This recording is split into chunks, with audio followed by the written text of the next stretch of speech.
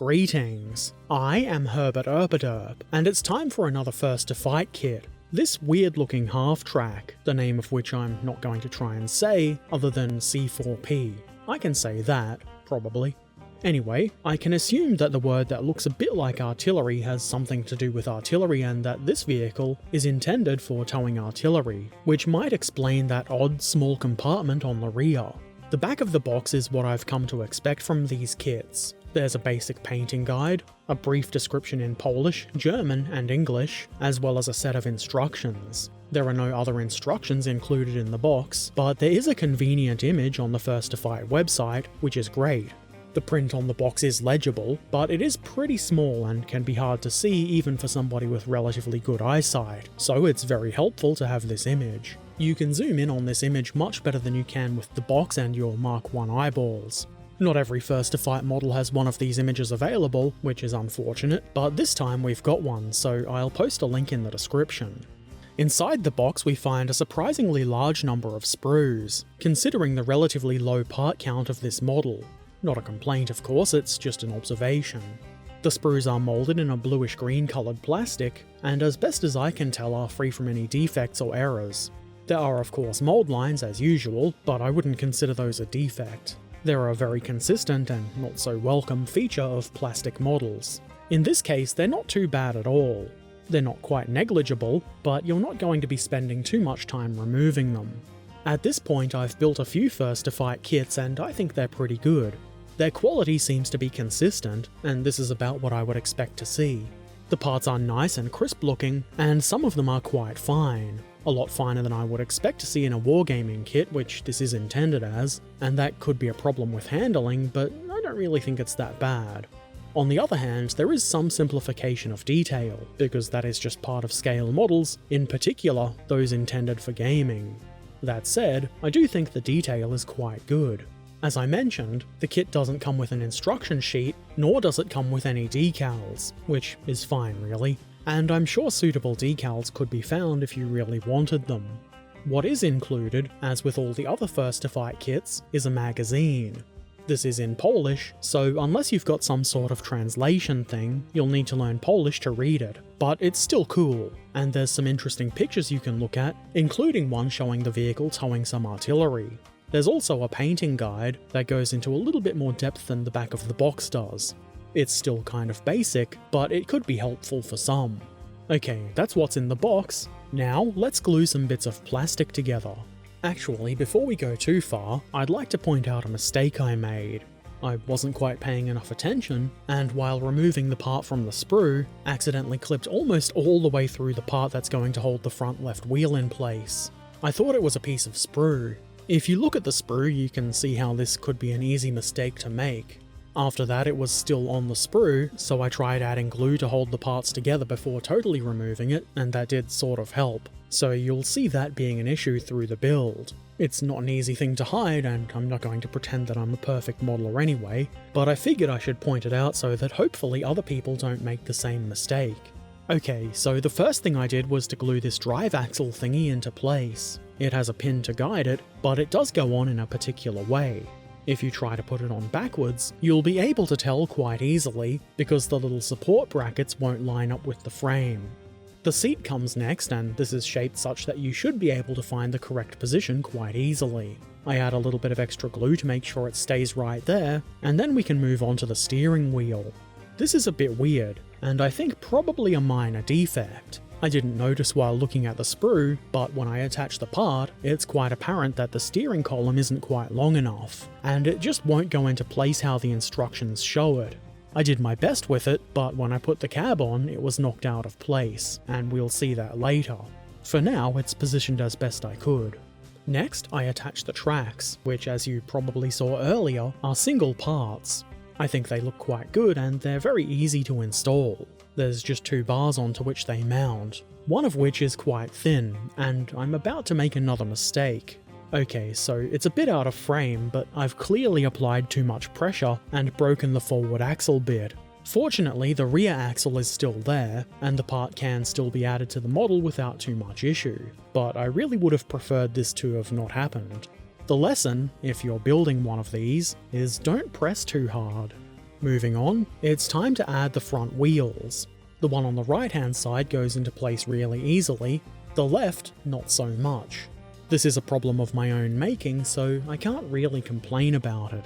I did get the part into place, and it's not perfect, and it did bug me for the rest of the build, but at least we've got both of the front wheels on. The mudguard parts go on next, and it took me a moment to grok how these go together, but it's quite simple.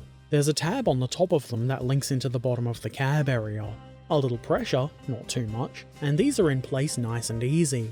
At the rear goes this thing, I'm not sure what it is, but it probably has something to do with towing artillery pieces. It drops in nice and easy, and if you want, you can use it as an additional gluing point for the mudguards, just to give the model a little bit of extra strength. The cab comes next, and you can see that I've already knocked the steering wheel out of place with my test fitting. The cab does fit pretty well, though it did need some pressure to eliminate gaps, and it was kind of tricky to find a place to apply that pressure without breaking more parts. But I did manage. I tried to reinstall the steering wheel next, but as you can see, it did end up a little bit janky. It is still in there, but it doesn't look anything like how the box shows it. There is probably a way you could make this better, maybe with a piece of styrene rod or something, but obviously I've just left it like this. The instructions want the roof to be installed now, but I feel like it's a good idea to leave that until after painting. There isn't much of an interior, but I still think it would be better to paint it. Then, onto the rear, a towing hook. There's nothing at all to guide this, so I just eyeball it.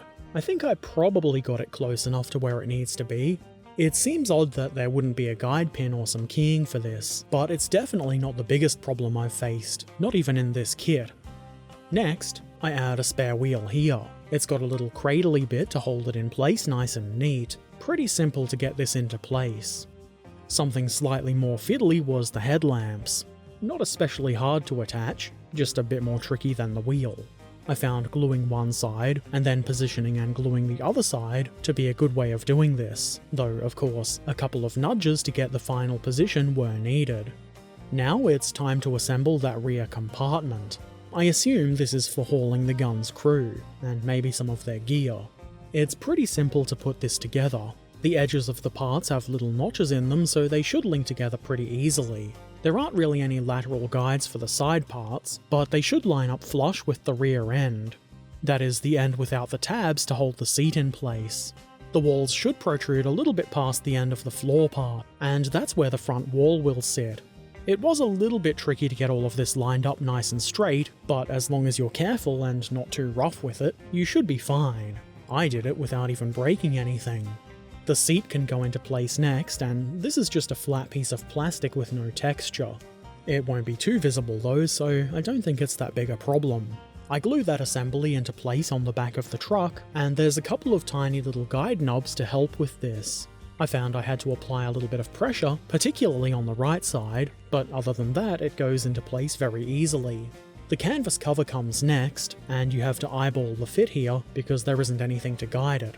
I suspect that might be so those who don't want to use the cover don't have to then fill in holes or anything like that. Either way, it's not too hard to get this looking pretty neat. It's not the most detailed canvas cover, especially compared to the one on, say, the Rubicon Tilly, but it does the trick and should look pretty decent with a bit of paint on it. I temporarily sit the roof in place, and that's the first to fight C4P artillery tractor half-track, whatever you want to call it, in 70-second scale. Obviously I did have some issues, which made this build a little bit less fun and more annoying than it should have been, and to be fair they were absolutely my own fault, so I'm not blaming the kit, and I did still have a good time building it. If I could go back in time to the beginning of the build stream, I would tell myself, hey, make sure you're not cutting off parts that you need, and be careful with your mighty strength. Geez, you're a ding-dong, Herbert. Sure am. Okay, so it might not be built perfectly, but in the end it is built, and it does look pretty good. And at a glance, it's pretty hard to tell that there were any issues during the build. So we have a nice looking model of an interesting looking vehicle. My main reason for choosing this one is that the short little rear compartment thing looks kinda funny, which is just as good a reason as any. I guess if I had an artillery to tow that would be a better reason, but I'm not really building an army for Rezhizhen 1939. I just like the models. I think they're good value, and they're fun to build. Obviously these kits are designed as gaming pieces, and not detailed display models, but you could still use them as a display if you want. There's nothing wrong with that. I do have a couple more First to Fight kits in my stash, so I will certainly be doing more of these kits in the future. I'll probably even stock up on some more if I can. They haven't really been the easiest thing to find for me, but I think they're great value and a lot of fun. They're pretty quick and easy to build, so they're ideal if you just want to sit down and build something and get a good result nice and quick. I guess I'm waffling a bit now. Anyway, if you have any questions or comments, feel free to put them in the comment section below. If you've built one of these or any other cool models and you want to share, why not drop by our friendly Discord community and show us some pictures? We would love to see what you've done. If you want to watch me build kits like this one live, head on over to my Twitch channel, which is where I happen to do my live streaming. The link is in the description below. If you've not already done so, why not follow or subscribe for free? Or if you have the means, and you want to help me do the things I do, and see my videos a bit early, consider becoming a patron. You'll find a link for Patreon in the description, as well as links for all of my other things like social media. Feel free to follow me or whatever it is the kids say. And as always, I shall return soon. So until then, be excellent to each other, have an amazing day, and thanks for watching. Farewell.